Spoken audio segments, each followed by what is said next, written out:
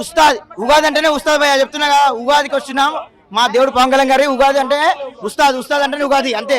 Beginning నుండి ending వరకు full enjoy చేసాం. హరిశంకర్ భయ్య ఫుల్ ప్రాణం పెట్టి తీశాడు సినిమా చెప్తున్నా కదా. ఆయన మనం ఎలా చూడాలనుకుంటామో అన్ని కొనాలుగా అన్ని విధాలుగా చూపించాడు. ఫుల్ మీల్స్ మాకైతే ఎక్కడ కూడా మనకు అది అంతే న్యాయం చేశాడు సినిమాకి పక్క.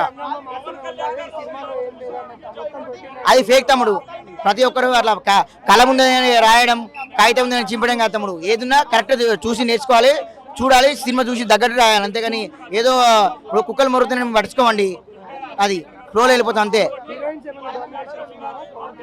లేదు అన్నీ అన్నీ వచ్చానే తెలుసు కానీ అన్నీ హైలైట్ సినిమాకి.